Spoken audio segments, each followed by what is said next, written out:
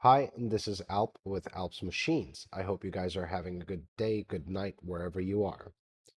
I'm here with my Mazda RX-8. It's a 2007 model year. It's a clean title car. I partnered up with Japanese Car Hub Miami and a few friends to give you guys something out of the ordinary.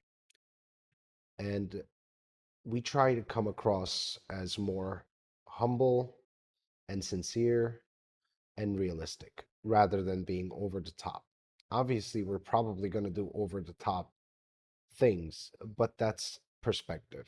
For us, something normal may be over the top for you. What I want to say is that I've dedicated my life into being the best possible of myself that I can be in every alternative universe. I really have no idea why I'm having this conversation with you all. Maybe I shouldn't, but ultimately, I've had plenty of cars, and I always loved them. I love other things in life, but that's my personal life, so there's no need to dwell on it. What you will see is what I like about cars and what I managed to get together with absolutely nothing. When I got my first car, my mother gave me $2,500, and I know this might come across as spoiled to a certain bracket, and to a certain bracket, it may come across as broke. Nonetheless, I got $2,500. And the first thing I bought to myself was a 2004 Mazda RX-7 with a broken clutch and a flywheel. I loved cars up to that point since I was a child, since 1998. However,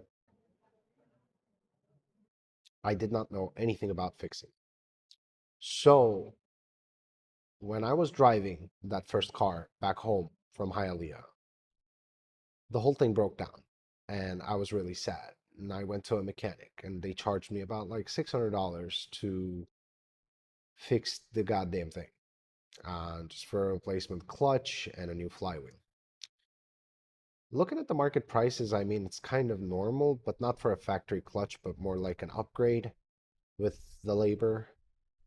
So I digress. After that, I've owned plenty of cars and I've actually managed to build quite a few cars. I have met with a bunch of Puerto Ricans that were old school. They taught me everything I know about rotaries. I've, just like you, I've been on Facebook, Instagram, TikTok, whatever social media platform you guys get your cars from. My beginnings on that is a little bit more humble. Of course, I started with toy cars and watching, I don't know, European touring race when I was little. And ultimately, because I couldn't afford to, get my cars worked by someone else, I had to do it myself. It would save me money. This very car ended up coming back to me because it belonged to its first owner, who was a Puerto Rican friend of mine. Uh, Shout out to Brian. I brokered this car to another friend of mine for 6 grand. And this is probably my, I don't know, 400th RX-8, not because I blow the motors out, but because I just fix them up and, let someone else enjoy it. This one looks like to be a keeper because this is the longest amount of time I owned a single car, which is 6 months. Yes, I used to car hop a lot, and some cars took me a year to build, so I'm not counting them as ownership if it's not running. Nonetheless, it is just interesting to me that I got this car back for $1,100 and it was just flooded.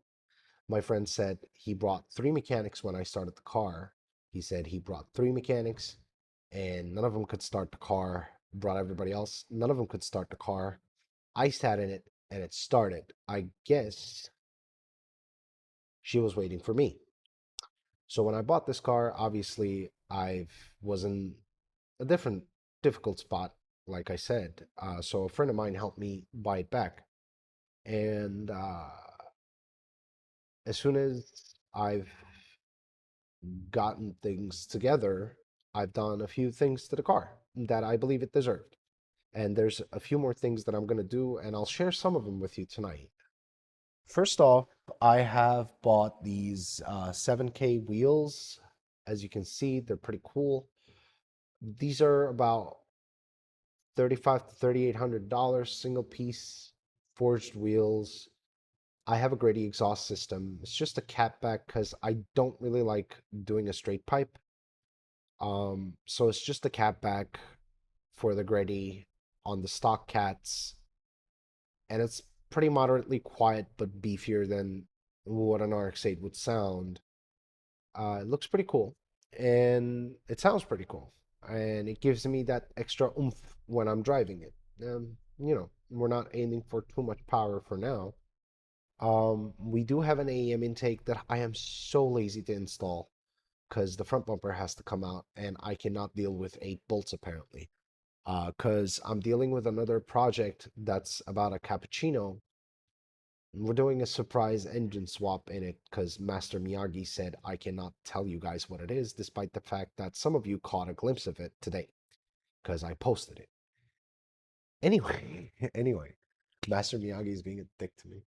But I want to say something about the RX-8 in general. Most of you probably read a lot about how unreliable this car is. It is really far from it. I've, like I said, owned plenty of them. I was aware of all the warnings that everybody gave, but I think most people are either too afraid or too lazy to understand how to be a car enthusiast. You got to get to know what you have. I mean, you might have something else. I mean, I'm not expecting all of you to like or own rotaries. However, you can have anything you really like in terms of a car.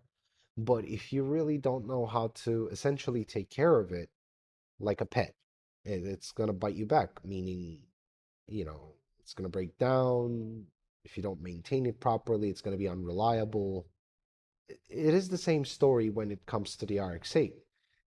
You got to understand, this is an unconventional petrol engine and an unconventional exhaust port within that unconventional engine. So it's not only unconventional, but it is double unconventional in terms of what it is. So it takes a special kind of people to understand what's going on here.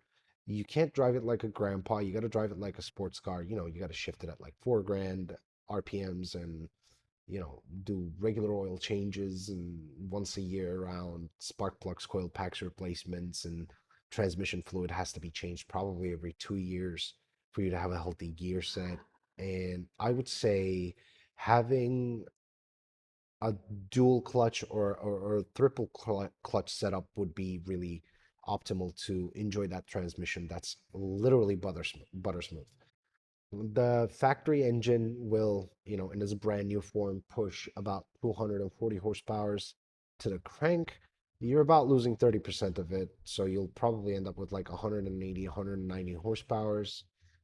I would go for a supercharger personally, which is the plans for this car, but I'm either going to end up putting an electric turbo in it because why not? Or I'm probably going to end up pro charging it because why not?